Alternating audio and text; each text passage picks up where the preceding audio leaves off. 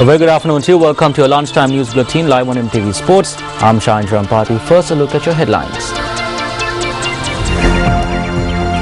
Customs Department takes into custody over 74,000 litres of illegal ethanol. Warning issued that the seas off the coast of Galle to Jaffna via Batticaloa could be rough.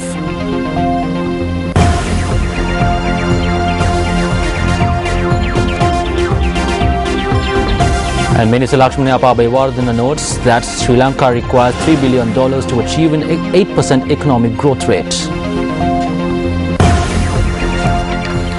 Now for the stories in detail. Customs officials have discovered over 74,000 litres of ethanol that had been imported under the guise of importing tar. This stock of ethanol was found when inspecting 7 containers at the container yard in Orogodawatha. Last Friday, we received 7 containers to the Orogodawatha container yard. Consignors declared as tar, that's scientifically known as bitumen. When examining the containers, we found 74,480 litres of ethanol. The evaded payment of duty and other levies is 112 million rupees. And now the customs staff is investigating into this matter.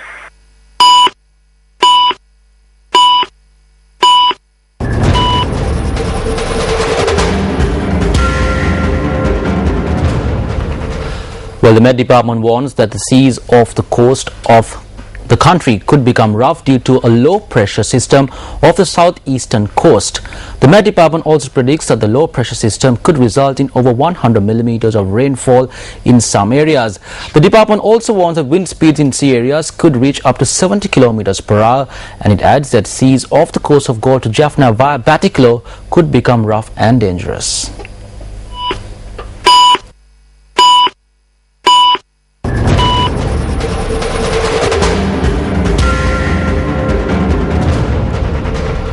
According to Transparency International's Global Corruption Perception Index, Sri Lanka has slid down 12 places in the index due to widespread corruption, mainly in the state sector.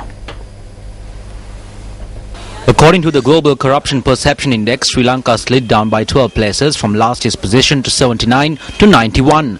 A total of 177 countries are present in the index compiled by Transparency International. Transparency International Sri Lanka believes corruption within the public sector remains one of Sri Lanka's biggest challenges, adding that public institutions need to be more open about their work and officials must be more transparent in their decision making. Denmark and New Zealand tie for first place with scores of 91 points. Afghanistan, North Korea and Somalia make up this year's worst performers, scoring just 8 points each.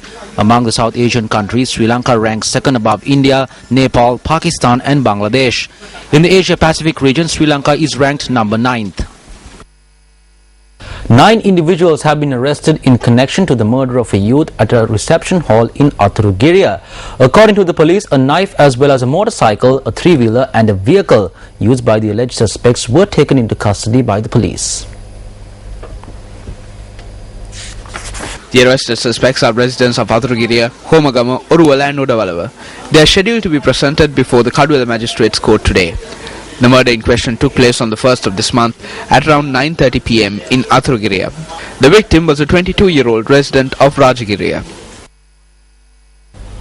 Meanwhile, the Criminal Investigations Department has arrested 3 suspects in connection to the murder of Daniel Rexigan, the chairman of the Delft Pradesh Sabha. According to the police media spokesperson SSP Ajit Rona, the opposition leader of the Northern Provincial Council as well as Daniel Rexigan's wife are among the arrested suspects. The Criminal Investigations Department took over investigations into the death of Daniel Rexigan after the post-mortem examination revealed that the chairman was shot dead. The chairman of the Delft Pradesh Sabha was found dead at his residence on the 26th of last month. Moving on other local news, Minister of Investment Promotion Lakshmana Abeyewardena notes that Sri Lanka will not be able to achieve an economic development rate of 8% without a foreign direct investments amounting to $3 billion. Now, he made this statement during a tour of the Unawatana area in Galle. The minister visited the Unawatana area yesterday to look into claims that waterways have been blocked due to a cement production factory in the area. The minister, who inspected the factory premises, also laid the foundation stone for a new waste disposal system.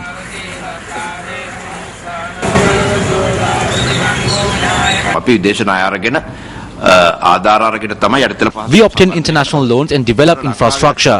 We need to increase our economic development rate while improving infrastructure. In order to reach an economic growth rate of 8%, we need 4% of foreign investments. This amounts to around $3 million. We will never be able to achieve this target if we do not bring in $3 billion US dollars. Last year it was 1.2%. This year we worked hard to bring it up to $2 billion. කරදර කරපු දෙක ආවනම් ලංකාවට බිලියන 3කට ආසන්න ප්‍රමාණයකට යන්නද. Minister of Telecommunications and Information Technology Ranjit Siambalapitiya spoke on the 1,200 rupees salary hike granted to all government sector workers. A special function was held at the Dadigama Primary School yesterday under the auspices of Minister Ranjit Siambalapitiya.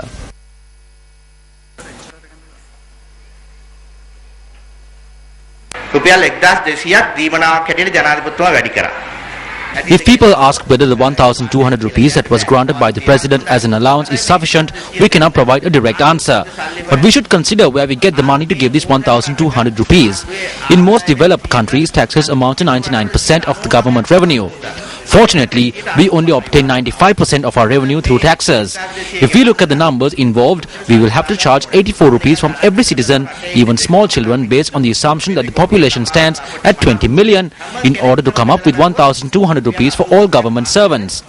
So as a government, we have to take into consideration all sides and ensure that we ease the burden on all sides.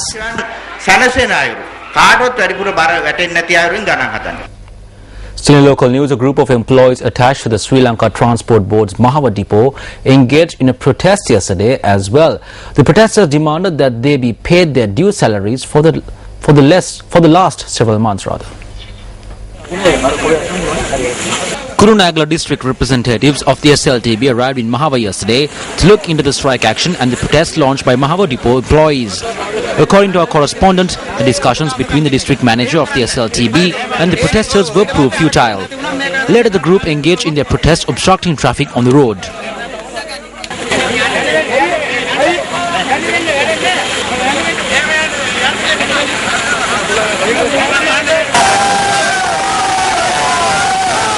The strike action of the SLTB employees of Mahava was launched on Monday.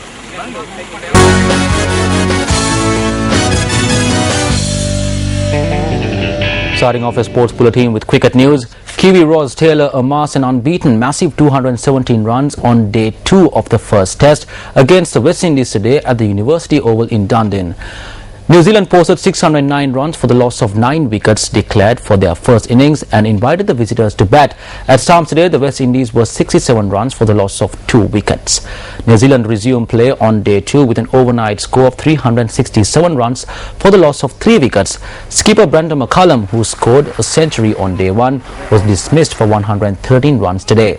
After McCullum's fall, the Kiwis lost their next 5 wickets at regular intervals.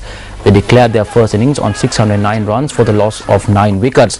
Ross Taylor was unbeaten on 217 runs, which comprised of 23 boundaries. Tino Best bagged 3 wickets for 148 runs for the West Indies, while Darren Sammy and Denarain bagged 2 wickets each. Coming into the field to bat their first innings, the West Indies lost their openers within the first 10 overs. Kirk Edwards fell for a duck, while Kieran Powell was sent back for 7 runs.